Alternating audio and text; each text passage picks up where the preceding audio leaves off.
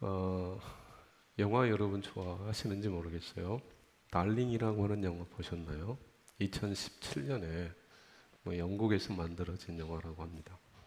이 영화는 그냥 픽션이 아니고요. 실화를 기반으로 해서 만들어진 그런 영화라고 합니다.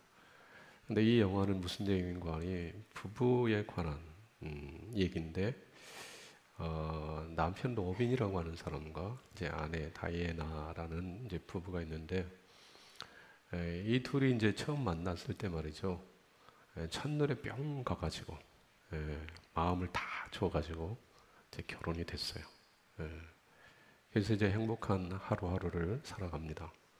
어느 날 아내 그 다이애나가 아이를 가졌어요. 너무 좋았습니다. 그런데 이들의 행복한 시간이 그렇게 길지 않았어요. 오래 가지 못했어요. 왜 그런가 하니 남편 이 로빈이라고 하는 사람이 소아마비 바이러스, 폴리오 바이러스에 감염이 돼가지고 전신마비 장애인이 돼버려요. 호흡조차도 자가호흡이 안 돼요. 인공호흡기에 의지해서 호흡을 해야 됩니다. 그야말로 청천벽력이죠. 병원도 나갈 수가 없대요. 병원 나가면 죽는데요. 그러니까 당시만 해도 그 인공호흡기 이제 사지를 못 쓰니까 휠체어를 타고 이제 이동을 해야 되는데 휠체어에 인공호흡기를 달기가 어려워요. 그러니까 병원 나가면 오래 못 삽니다. 죽습니다. 그러니까 병원에서 지내야 돼요. 사지가 마비된 채 평생을 병원에서 지내야 된다면 그야말로 병원이 감옥이 되는 거죠. 이런 일이 전혀 생각지 못했던 뜻하지 않았던 어느 날 찾아온 거예요. 당사자인 이 남편 로빈도 당황스럽기는 정말 어려웠죠. 굉장히 어려웠죠. 그리고 아내 역시 이제 아이 가졌어요. 그리고 이제 정말 행복한 하루하루가 펼쳐지리라고 기대했는데 이게 웬 날벼락입니까? 보통 사람이라면 다 여기서 주저앉아 버리겠죠. 그런데 이 아내 다이아내가 남편을 위로합니다. 힘을 줍니다. 그리고 의사들이 병원 밖으로 나가면 죽는다고 했음에도 불구하고 남편을 병원에서 감옥 같은 그 병원에서 머물러 죽어가게 할 수 없어서 이 남편을 데리고 집으로 가요. 그러면서 여러 가지 위기의 순간을 만나게도 됩니다. 하지만 그 위기를 잘 넘겨요. 그러면서 휠체어에 장착되는 인공호흡기를 만들어. 그래서 병원에 이 로빈처럼 갇혀서 지내야 했던 많은 환자들에게 자유를 선물하는 그런 일도 있어요. 근데 결국은 이 로빈도 이제 아내와 아들을 남겨두고 이제 먼저 세상을 떠나게 되는 좀 가슴 찡하고 눈물 나는 그런 영화인데 이 영화 속에서 던지는 메시지가 하나 있다면 그게 뭐냐면 사랑의 힘이 참 강하다라는 거죠. 남편을 향한 그 아내 다이애나의 사랑, 그 사랑이 없었더라면 둘 다 무너지는 거죠. 그리고 남편이 사지마비 장애인이 되어 그렇게 털어놓을 때 그냥 나몰라라 그렇게 할 수도 있잖아요. 그런데 이분은 그렇게 하지 않았어요. 끝까지 곁에 머물러서 남편이 일어서도록. 그래서 그 휠체어에 달린 인공호흡기를 달고 말이죠. 여행도 하고 즐거운 어떤 한때를 보내면서 지내는 그 모습. 그러니까 사랑의 힘이 참 강하다. 그런데 이 두 사람이 신앙인인지는 모르겠어요. 근데 저는 이 아내의 모습이 어쩌면 오늘을 살아가는 그리스도인 된 우리의 모습일 수 있어야 되지 않을까 그런 생각을 하게 됐어요. 좀 불편한 질문이지만 만약에 여러분의 배우자가 어느 날 갑자기 말이죠. 이 폴리오 바이러스에 감염이 돼서 이 로빈과 같은 자리에 떨어진다면 여러분 어떻게 하실래요? 곤란한 질문을 드려서 죄송한데 집에 가서 한번 확인해 보세요. 당신은 어쩔 거냐고. 내가 바이러스에 감염되어 꼼짝도 못하고 호흡기에 의지해서 매일을 살아야 된다면 당신 어떻게 할 거냐고. 안 물어보세요? 안 물어볼래요? 좀 반응을 좀 해주시라고 했더니 처음에는 반응을 좀 하시는 거 싶었는데 더러 그냥 돌아가셨어. 근데 적어도 하나님을 믿는 사람이라면, 그리스도인이라면 세상 사람은 모르겠어요.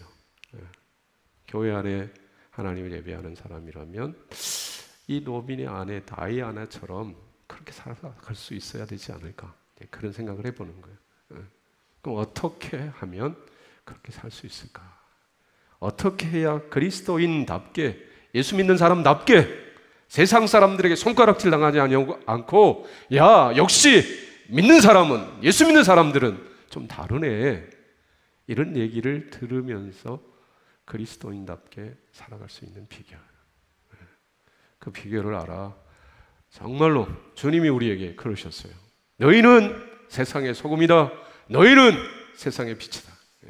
어두움의 세상을 비추는, 부패한 세상을 썩어가지 못하도록 막는 방부제의 역할을 감당해가는, 그래서 하나님의 마음을 시원케 드리는 호남의 성도들 다 되시기를 주님의 이름으로 축복합니다. 요한계시록 19장, 이제 요한계시록이 얼마 남지 않았습니다. 22장까지인가? 얼마 남지 않아서 올 한 해 2025년이 지나기 전에 어쩌면 22장까지 갈지 모르겠습니다. 근데 이 19장, 이제 19장에 도착을 했는데요. 이 19장은 한마디로 얘기하면 어린 양 혼인잔치, 그렇게 얘기할 수 있어요. 땅에서 펼쳐지는 혼인잔치가 아니라 하늘에서, 천국에서 펼쳐지는 혼인잔치, 결혼. 그 말씀이 계시록 19장의 말씀인데요. 성경은 결혼에 대해서, 혼인잔치에 대해서 많은 부분을, 많은 분량을 할애해서 우리에게 말씀해 주고 있어요. 여러분, 성경이 시작되는 창세기 그 2장에 가보면 결혼 얘기가 소개되어 있어요. 아담과 하와가 결혼을 합니다. 가정을 이룹니다. 결혼 얘기가 성경이 시작되는 창세기에 소개되어 있어요. 아가서 결혼 얘기입니다. 예수님이 공생애를 시작하시면서 맨 먼저 행하신 이적 알고 계시나요? 여러분의 수준을 무시해서 죄송합니다. 물로 포도주 만드시는 기적인데, 가나의 혼인잔치, 결혼식장에서 예수님이 그렇게 하셨어요. 그리고 성경의 마지막 책인 요한계시록, 그 마지막 부분에 뭐가 있어요? 결혼 얘기가 소개되어 있어요. 시작도 중간도 마지막도 한결같이 결혼 얘기가 성경에 소개되어 있습니다. 왜 그럴까요? 왜 하나님께서는 성경에 이 결혼 얘기를 시작부터 마지막까지 기록해 놓으신 것이겠습니까? 아주 중요한 두 가지 메시지를 우리에게 주신다 생각을 했어요. 하나는요, 기쁨을 위해서, 하나님을 믿고 따르는 하나님의 백성들에게 기쁨을 주시기 위해서 결혼잔치, 결혼 이야기를 성경에 기록해 놓으셨다는 사실입니다. 자, 이상일 장로님 아들하고 우리 성환 집사님 딸이 이번 주 토요일 날 결혼을 해요. 그러면 지금 그 아들과 우리 송 집사님 딸 마음속에 어떤 마음이 있을까요? 네? 어떤 마음? 기쁨이 있겠죠. 기쁨이. 네. 자, 처음 사람 아담, 하나님이 흙으로 아담을 빚어 만드시고 생기를 불어넣으셨어요. 생명이 됐어요. 네. 형상으로 지음을 받았어요. 근데 혼자였어요. 하나님이 혼자 있는 모습이 별로 좋지 않게 여기셔서 잠들게 하시고 갈비뼈를 취하여 하와를 만들어 아담에게로 데려오셨어요. 그럴 때 아담이 했던 고백이 이는 내 뼈 중에 뼈요 살 중에 살이로다. 이 말은 기쁨의 고백이겠죠. 이야, 이렇게 아름다울 수가. 오 하나님 감사합니다. 당신은 내 뼈 중에 뼈요 살 중에 살입니다. 네, 기쁨. 여러분 아내, 남편 처음 만나서 결혼 약속하고 결혼식에 이르기까지 마음속에 뭐가 있었어요? 나곤사님 혼자만 기쁨 있으셨고 나머지 분들은 다 그냥 울었어요? 예? 속상했어요? 내가 이런 사람 만나고 이렇게 결혼을 하려고 했던가? 예?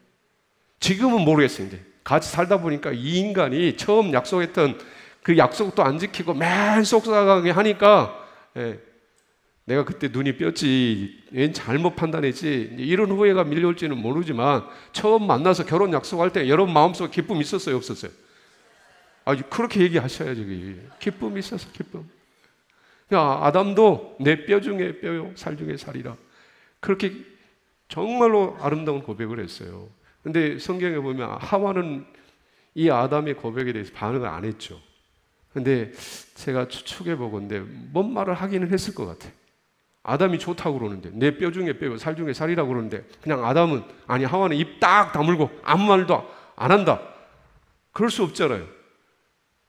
여러분의 남편이, 여러분의 아내가 여러분에게 정말 사랑의 고백을 하면 그 고백을 받는 여러분은 뭐라고 반응을 해야 됩니까? 뭐라고 반응을 하셔야 될 거 아니에요. 예. 제가 제 딸에게 I love you 그래요. 예. 딸, 아빠가 사랑해. 그러면 제 딸이 뭐라고 반응을 하겠어요? 예, 나도 me too. 간단히 얘기해서. 예. 그 me too, 나도요. 예, 나도요. 나는 당신을 사랑해요. 나도요. 그 마음속에 뭐가 있어요? 기쁨이 있는 거죠. 예. 에덴 동산은 기쁨의 동산이에요. 그러니까 주님은 우리에게 기쁨을 주시는 분이세요. 우리는 돈의 기쁨, 지유의 기쁨, 명예의 기쁨, 세상 기쁨에 목말라 하는데 진정한 기쁨은 어디서 오느냐? 신랑이신 예수님께로 와요. 하나님께로 와요. 그래서 정말 하나님 잘 믿는 사람은 기뻐하는 사람이에요. 주님 뭐라고 하시느냐? 기뻐하라. 항상 기뻐하라. 근데 지금 여러분 표정을 보면 저를 째려보고 계셔서 제가 설교하기가 두려워요. 결혼 제도를 통해서 하나님이 우리에게 주시기를 원하는 건 기쁨. 여러분 힘들고 어려운 일이 있을 때 혼인잔치, 주님 신랑 예수 신부되어 그 영광의 혼인잔치에 들어갈 날을 기다리며 뭐 하시라? 기뻐하시라. 주님은 기쁨을 주신다. 두 번째 혼인잔치, 이 결혼을 통해서 주님이 우리에게 말씀하시고 싶은 것은 내가 너희를 사랑한다. 사랑. 여러분 이 땅에서 가장 가까운 사람, 가장 귀한 사랑, 어떤 사랑이요? 자꾸 물어봐야 돼. 그래야 여러분이 안 주무시고 잘 따라오세요. 가장 놀라운 사랑, 큰 사랑. 그거 말고 부부의 사랑이야. 부모 자식의 사랑도 정말 귀한 사랑인데요. 제일 가깝고 큰 사랑이 있다면 부부의 사랑이에요. 부부의 사랑. 하나님께서 하나님이 우리들을 사랑하신다는 것을 어떻게 가르쳐 주시느냐 하면 관계를 통해서 가르쳐 주세요. 그러니까 부모 자식의 사랑, 부부의 사랑. 그 사랑이 있는데 부부의 사랑이 정말 큰 사랑이에요. 그래서 하나님이 나는 너희들을 이처럼 사랑한다. 이처럼 사랑한다. 신부를 위해 생명을 내놓는 사랑으로 사랑한다. 그래서 성경에 이 결혼잔치, 혼인잔치가 곳곳에 기록되어 있다라는 사실입니다. 그러니까 이 사랑 얘기, 이 웨딩 스토리를 여러분이 대하면서 주님이 나를 사랑하시는구나. 주님이 나에게 이렇게 기쁨을 주시는구나. 이걸 생각하셔야 된다는 거죠. 이제 오늘 이제 19장이 어린 양 혼인잔치예요. 혼인잔치. 신랑이 누구냐? 신랑이 누구냐? 신랑이 누구예요? 내 신랑 여기 옆에 앉아 있는데요. 그 신랑 말고 여러분 옆에 앉아 있는 신랑 가짜 신랑. 진짜 신랑이 아니에요. 진짜 신랑은 누구냐? 예수님이세요. 근데 예수님이 어떤 분이신지 오늘 말씀에 보면 1절 말씀 보세요. 1절 말씀. 2일 후에 내가 들으니 하늘에 허다한 무리에 같이 읽자는 얘기예요. 같이. 자, 같이 시작. 2일 후에 내가 들으니 무리에 큰 음성 같은 것이 있어 이르되 할렐루야 구원과 영광과 능력이 우리 하나님께 있도다. 여기까지만. 자, 할렐루야 구원과 영광과 능력이 우리 하나님께 있도다. 여기 하나님은 누구실까요? 신랑 예수 그리스도. 보호자에 앉으신 하나님. 근데 그분은 어리냐? 예수 그리스도십니다. 근데 그분이 어떤 분이냐? 보호자에 앉아 계세요. 구원과 영광과 능력을 가지십니다. 여러분 이 하늘 아래 구원과 영광과 능력을 가지신 분이 있어요? 본 적 있어요? 없어요. 구원과 영광과 능력을 가지신 만왕의 왕 만주의 주, 그분이 누구시냐? 예수 그리스도. 저와 여러분의 신랑. 이 신랑을 내 남편으로 신랑으로 맞이한 사람 어떤 사람이냐? 9절 말씀 보세요. 9절 같이 보겠습니다. 천사가 내게 말하기를 기록하라. 어린 양의 혼인잔치에 청함을 받는 자들은 복이 있도다 하고, 여기까지. 어린 양 혼인잔치에 청함을 받는 자가 뭐가 있다? 복이 있다. 이 땅에서 복 있는 사람은 어떤 사람이? 건강한 사람이, 돈 많은 사람이, 높은 지위를 가진 사람이, 자식들 잘 된 사람. 이걸 복이라고 그래요. 그 복도 필요합니다. 그러나 궁극적인 복, 최고의 복, 신랑 예수 그리스도의 신부되는 복, 그 혼인잔치에 참여하는 복. 믿으십니까? 성경이, 신실하신 하나님의 말씀이 어린 양의 혼인잔치에 참여하는 자가 복이 있다, 이렇게 말씀하고 있습니다. 구원과 영광과 능력을 가지신 신랑이 주관하시는 그 혼인잔치에 신부로 참여하는 자는 복 있는 자입니다. 큰 복을 받는 자입니다. 가장 영광스러운 인생이 되는 사람입니다. 근데 말입니다, 이 신랑, 구원과 영광과 능력을 가지신 그 예수 그리스도의 신부가 되기 위해서는 그 신랑 예수 그리스도께서 원하시는 자격 요건이 있어요. 그 자격 요건을 갖춘 자가 예수님의 신부가 될 수 있습니다. 이 땅에서도 결혼을 할 때 아무나 결혼하지 않아요. 서로 동등한 자격이나 조건을 갖춘 사람끼리 결혼하게 돼 있어요. 근데 신랑은 구원과 영광과 능력을 가지신 만왕의 왕 만주의 주 되시는 분이십니다. 흠과 티가 없는 전능한 하나님이십니다. 그분의 신부가 되려면 그 신랑이 요구하는 하나의 조건이 있어요. 그 조건을 충족하지 못하면 신부 될 수는 없어요. 그 영광스러운 복을 누릴 수가 없습니다. 그러면 그분이 말씀하시는, 그분이 원하시는 신부의 자격 요건, 8절 말씀 같이 보겠습니다.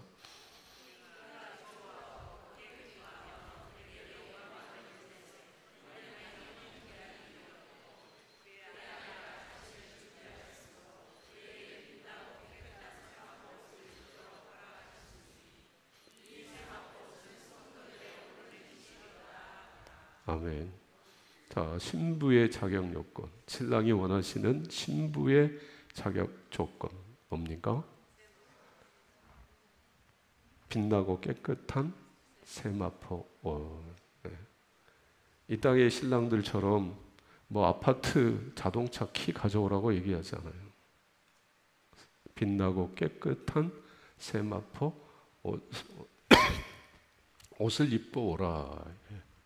이것이 신랑 예수님이 요구하시는 신부의 자격 조건이에요. 그러면 이 빛나고 깨끗한 세마포 옷, 이게 뭐냐? 이 세마포 옷은 이 8절 끝부분에 답을 주고 있어요. 성도들의 옳은 행실이로다. 세마포 옷 입지 않으면 혼인잔치에 참여를 못해요. 예수님의 신부가 못 돼요. 그 혼인잔치에 들어가기 위해서는 반드시 세마포 옷을 입어야 되는데, 그 세마포 옷을 성경은 뭐라고 말씀하느냐 하면 성도들의 옳은 행실이다, 그렇게 말씀하고 있어요. 자, 옳은 행실이 뭘까요? 세마포 입고 옳은 행실이에요. 자, 여러분, 제가 물어볼게요. 한 주일 동안 주일을 지나고 월요일부터 주일 이 시간까지 어떻게 사셨나요? 옳은 행실 가운데 살아오셨나요? 옳은 행실, 의로운 행실, 거짓말 하면 안 됩니다. 도둑질 하면 안 됩니다. 간음하면 안 됩니다. 남의 마음 아프게 하면 안 됩니다. 정직하게 사셔야 합니다. 진실하게 사셔야 합니다. 이것을 옳은 행실이라고 세상은 얘기합니다. 여러분 그렇게 사셨나요? 이번 한 주간은 좀 마음이 심란하고 어려운 일이 있어가지고 그렇게 살지 못했어요. 그런데 이번 한 주간 전까지는 그렇게 살았습니다. 그렇게 얘기할 수 있는 분 계세요? 지금까지 인생의 길을 걸어오면서 나는 정직하게 살았습니다. 진실하게 살았습니다. 윤리, 도덕적으로 부끄럽지 않은 삶을 살았습니다. 선한 일 많이 했어요. 가난한 사람 많이 도와줬어요. 내 지갑 털어서, 사제 털어서 많이 도와줬어요. 그러니 이 옳은 행실, 세마포 옷 입고 혼인잔치에 들어갈 수 있는 거 아닙니까? 그렇게 생각하면 착각이라는 것입니다.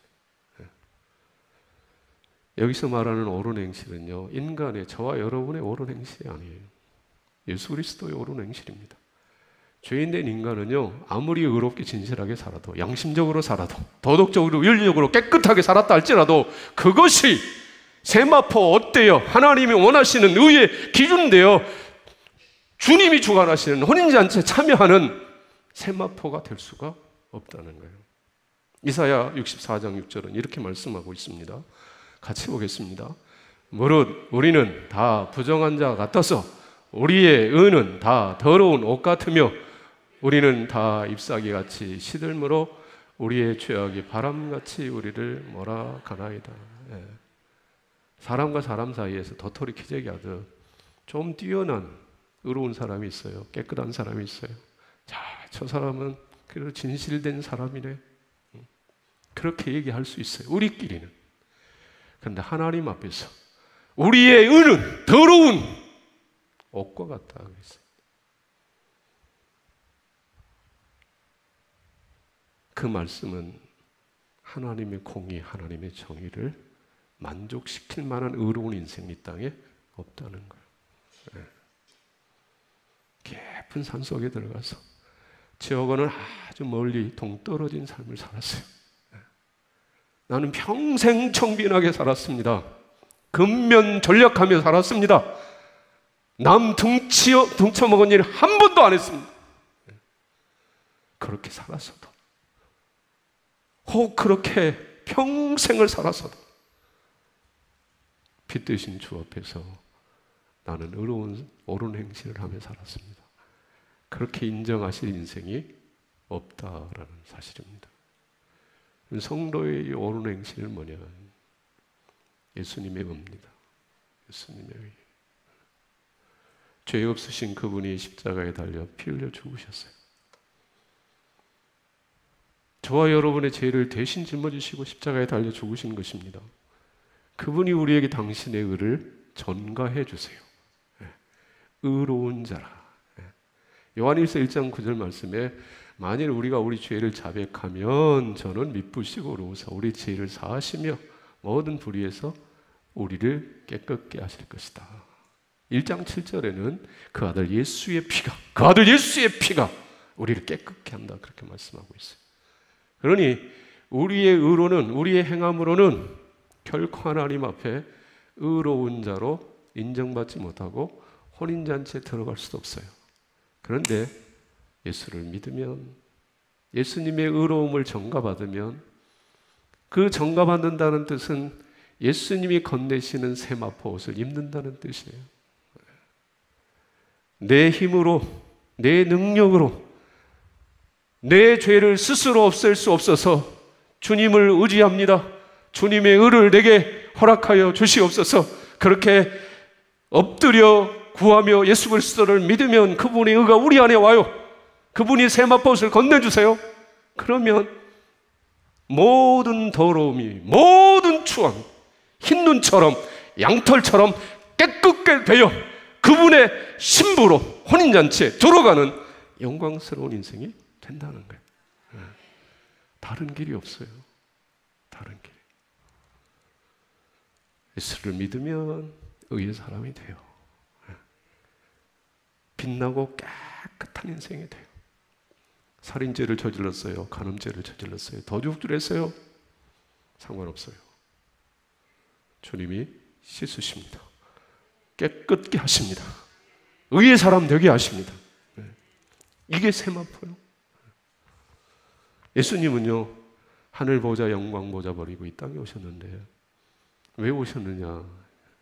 신부 찾아오신 거예요. 죄로 말미암아 더러워진 신부 찾아 그 신부의 더러움과 추함을 씻어 당신의 신부 삼아 영원한 혼인잔치에 데려가시려고 이 땅에 내려오신 분, 그분이 예수 그리스도이십니다. 여러분, 예수님이 공생애를 시작하실 때 한 문둥병자가 예수님을 찾아왔어요. 문둥병자가 예수님을 찾아오기가 결코 쉬운 일이 아니에요. 돌 맞아 죽을 수 있어요. 그런데 그 문둥병자가 예수님 앞에 찾아와 엎드렸습니다. 그리고 이르는 말이 이거였어요. 원하시면 저를 깨끗게 하실 수 있나이다. 원하시면 저를 고쳐주실 수 있나이다. 이렇게 말함이, 이렇게 구함이 어쩌면 정상적인데, 이 나병 환자는 주님을 향하여 원하시면 저를 깨끗게 하실 수 있나이다. 병이 깨끗게 되는 겁니까? 병이 고쳐지는 거 아닙니까? 그런데 이 병자는, 나병 환자는 원하시면 저를 깨끗게 하실 수 있나이다. 이 나병 환자는 영적으로 죄를 상징합니다. 더러움을 상징합니다. 죄덩어리 인생 나를 깨끗게 하실 수 있는 분은 예수님이십니다. 그럴 때 예수님이 이 나병 환자 향하여 원하노니 깨끗함을 받으라. 원하노니 깨끗함을 받으라. 즉시로 문둥병이 떠났어요. 깨끗하게 됐어요.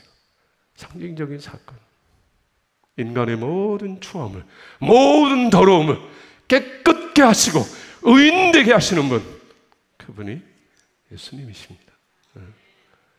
예수의 사랑, 우리는 예수님의 사랑, 예수님의 사랑, 그 사랑을 생각하며 눈물을 쏟아놓습니다. 감사합니다. 기뻐합니다. 그런데 그 사랑의 실체가 뭐냐? 세마포 덮어주시고 가려주시고 깨끗게 하시는 사랑. 내 스스로 열심히 노력했어요. 근데 안 돼요. 지워지지 않아요. 그런데 주님의 보혈이 흐를 때, 주의 사랑이 우리의 영혼에 닿을 때 모든 추함이, 모든 더러움이 씻어져요. 흰눈처럼 돼요. 양털처럼 돼요. 그래 우리는 눈물을 쏟아놓고 보혈의 능력을 찬양하며 감사하고 기뻐하는 것입니다. 예수님의 사랑이 그런 사랑이에요. 여러분, 이재철 목사님 아시는 분이 많이 계실 텐데요. 처음부터 이분이 유명한 사람이 아니에요. 한국을 대표할 만한 그런 목사님이시잖아요. 100주년 기념교회 섬기다가 은퇴를 했어요. 근데 그분의 설교 한마디 한마디 많은 성도들이 영향을 받잖아요. 근데 이분이 목회자가 되기 전에 세상 쾌락에 완전히 빠져서 지내는 사람, 술독에 빠져서 지내는 사람. 근데 그의 아내는 하나님을 믿는 사람이에요. 하나님을 사랑하는 사람이었어요. 어느 날 저녁 이재철 목사님이 술에 취해서 늦은 밤에 들어와 보니 아내는 잠들어 있고 그 아내 곁에 일기장이 눈에 들어오더랍니다. 그래서 일기장의 눈길이 가서 읽어보니 이분의 아내가 이렇게 일기장에 적어놨습니다. 나는 오늘 또 버스를 타고 수유리 너머로 갔다. 시골길을 하염없이 걸으면서 오늘도 어김없이 죽음을 생각했다. 이때 이재철 목사님 세상적으로 잘 나가는 사람, 돈 많이 버는 사람. 그런데 그분의 아내는 죽음을 생각하며 눈물을 쏟으며 시골길을 걸어야 했던 그런 아픈 상황이었습니다. 약을 먹고 죽을까, 손목을 그을까. 그러나 그것은 내가 취할 길이 아님을 확인하고 되돌아왔다. 나를 살리기 위해 십자가에서 돌아가신 주님께서 주님의 뜻을 위해 내게 주신 남편이므로 나는 사랑해야만 한다. 나는 할 수 없지만 주님께서 사랑하라 명령하심으로 나는 사랑해야만 한다. 주님 도와주세요. 나의 약함을 주님께서 잘 아시잖아요. 주님 도와주세요. 나의 약함을 주님이 잘 아시잖아요. 이 일기를 읽으며 이 이재철 목사님이 충격을 받았어요. 그리고 삶을 돌이켰어요. 그리고 오늘 많은 사람들이 존경하고 따르는 이재철 목사가 됐어요. 그의 아내가 술독에 세상 쾌락에 빠져 사는 남편 버려버렸더라면, 스스로 목숨을 끊어버렸더라면 우리가 아는 이재철 목사는 이 땅에 존재하지 못했을 것입니다. 그런데 그의 아내가 눈물로 사랑으로 남편의 약함을 품고 주님 도와주세요. 나의 약함을 아시잖아요. 간구할 때 남편이, 세상 쾌락에 취하여 살던 남편이 예수의 사람으로, 하나님의 사람으로 든든하게 서는 그런 역사가 있더라는 것입니다. 사랑하는 성도 여러분, 그리스도인다움, 하나님의 사람다움, 그 다움은 영화를 통해서 이재철 목사 사모의 모습을 통해서 우리가 본받아야 될 모습이라고 생각해요. 다움이라는, 그리스도인 다움이라고 하는 것은 내 남편이, 내 사랑하는 사람이 연약함과 허물 때문에 넘어질 때 그것을 가슴으로 안고 기도하는 사람, 품어주는 사람, 세워주는 사람, 그 사람이 그리스도인다운 사람이라는 거죠. 어떻게 그렇게 살아가느냐? 세마포의 은총을 덧입은 사람이 그렇게 살아가는 거예요. 가려주시고 덮어주시는 주님의 사랑을 아는 사람이 그렇게 할 수 있다는 뜻입니다. 여러분에게 묻습니다. 8월 24일 오늘 이 시간까지 여러분 어떻게 살아오셨어요? 누구의 힘으로, 누구의 능으로 여기까지 살아오신 것입니까? 여러분의 힘입니까? 여러분의 능력입니까? 여러분의 지혜입니까? 아니요. 주의 은혜입니다. 가려주시고 덮어주시고 넘어질 때마다, 낙심할 때마다 일으켜주시는, 세워주시는 그 은혜, 그 사랑이 여러분을 오늘 이 자리에 있게 하는 것입니다. 주님이 우리를 가려주시지 않았더라면 부끄러운 자리에 떨어져 손가락질 받는 인생이 됐어요. 근데 가려주신 거예요. 힘을 주신 거예요.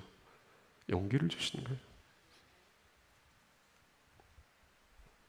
이 은혜를 덧입고 사는 사람들, 세마포 은혜를 덧입고 사는 사람들, 그들은 또 어떻게 살아야 되느냐? 주님이 나의 약함과 더러움과 추함을 가리시는 것처럼 우리도 가리우며 감싸주며 살아가야 된다는 사실입니다. 이 하늘 아래 완전한 사람이 없어요. 여러분의 배우자, 여러분이 끔찍히 사랑하는 부모님, 자녀들 완전합니까? 아무 흠도 티도 없어요. 의롭고 진실한 사람들이에요. 그럴 수가 없어요. 다 약함이 있고 허물이 있어요. 그 약함을 비난하거나 정죄하지 말고 주님이 감싸신 것처럼 감싸주라는 거죠. 감싸주라. 창세기에 보면 노아의 사건이 소개되어 있습니다. 홍수 이후에 노아가 포도 농사를 지었습니다. 그 포도로 술을 만들어 먹고 술에 취했어요. 발가벗고 장막에 들어누웠어요. 가만히 생각해 보면 이 노아의 심정 여러분 한번 헤아려 보세요. 홍수로 다 죽어버렸어요. 다 떠내려가 버렸어요. 그의 가족만 살아남았습니다. 인간적으로 생각하면 그 두려움, 무서움, 허전함이 노아의 마음속에도 자리하고 있지 않겠어요? 그래서 술에 취했어요. 발가벗고 있어요. 세 자식이 봤습니다. 우리가 아는 대로 함은 아버지의 허물을 이야기했고요. 셈과 야벳은 그 허물을 덮었어요. 감쌌습니다. 함은 저주를 받았습니다. 셈과 야벳은 축복을 받았습니다. 사랑하는 성도 여러분이요, 어느 길을 가기를 원하십니까? 어떻게 하시기를 원하세요? 여러분의 아내가, 여러분의 남편이, 여기 서 있는 목사가 넘어지고 허물을 드러낼 때 여러분은 어떻게 하시겠어요? 비난하고 손가락질 하시겠어요? 정죄하시겠어요? 그게 주님이 원하시는 길입니까? 가리움을 받은 예수의 신부된 성도의 태도입니까? 그럴 수 없죠. 셈과 야벳처럼, 예수님처럼 주님이 십자가에 달려 벌거벗기시고 발가벗기시고 물과 피를 다 쏟아내셨어요. 대신 부끄러움을 당하신 거예요. 그리고 우리를 가리시고 세우시고 용납하신 겁니다. 그리스도인다운 사람은 이 은혜를, 이 사랑을 기억하고 감싸주는 사람입니다. 그렇게 살 때 주님은 우리에게, 저와 여러분에게 복을 주실 줄로 믿습니다. 그 가정이 평안한 가정이 될 줄로 믿습니다. 하나님의 사랑이, 하나님의 영광이 흐르는 가정이 되어 선대하는 일이 복이 되게 하시고 창성한, 장대한 가정이 되게 하실 줄로 믿습니다. 우리는 그 거룩한 역사를 위해 부름받은 사람이, 비난하고 정죄하고 욕하고 그 일을 위해 부름받은 자들이 아니라 주님이 감싸시고 용서하시고 새롭게 하심으로 의의 길을 가도록 부르신, 그래서 그 주님의 뒤를 따라가는 거룩한 하늘 백성으로 부르셨다는 사실을 꼭 기억하고, 어물이 보일 때, 약함이 보일 때 들추어내어 비난하지 말고 그리스도의 사랑으로 감싸 하나님이 복을 주시는 아름답고 영광스러운 인생을 걸어가시기를 주님의 이름으로 축복합니다.